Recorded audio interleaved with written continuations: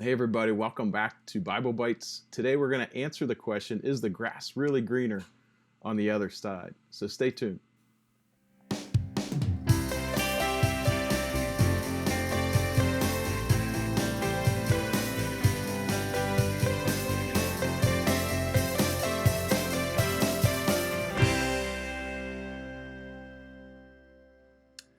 So we've all heard this expression that the grass is greener on the other side.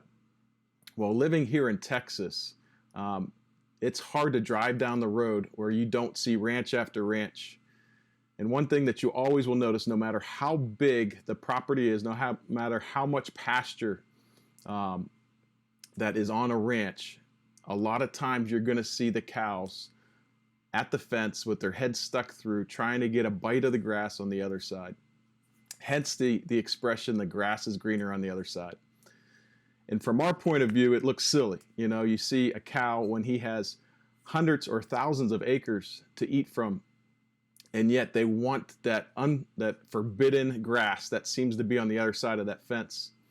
In fact, you also see anytime there's a fence knocked down, it really doesn't take long for the cows to get out.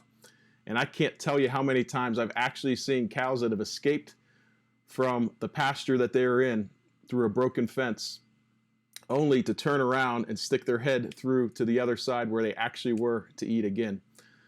And so it is the same way with us. It's the same way we're going to see here in the story that we're going to read here in Numbers chapter 11, verses 4 through 5. Now, let me just give you a little background context of where we're at here in Numbers. Here we're talking about the Israelite people. And at this point, God has heard their cries. They've been enslaved for over 400 years to the Egyptians. And God has delivered them. He's delivered them in an amazing, miraculous way. You see, the people have come and wandered into the desert of sin and were complaining that they had no food to eat. And so what did God do? God provided this manna, this bread from heaven, that every day they could go out and just pick off the ground this manna that would be enough for each day. He would continue to supply it for them. So they would have to continue to be just relying upon the Lord. And it was after a period of time that God had provided this manna that seems that they began to grumble again. And so that's where we're going to pick up here. It says in verse 4, it says, the rabble with them began to crave other food. And again, the Israelites started wailing and said, if only we had meat to eat. We remember the fish we ate in Egypt at no cost, also the cucumbers, the melons, leeks, onions, and garlic. But now we have lost our appetite. We never see anything but this manna. And so the case that we see here is that these Israelites start grumbling. They start taking their face off of the Lord again. They start looking at their circumstances and their situations. They start looking back to the past again and to, you probably heard the song before. Bruce Springsteen sings Glory Days, and it kind of personifies the past as being this great time. And when we look back in the past, we forget all the difficulty, all the suffering that we were going through at certain times, but we look at certain moments and we just think how great it was. And this is kind of where the Israelites are. In fact, it's so interesting that they say in verse 5 that we remember the fish we ate in Egypt at no cost.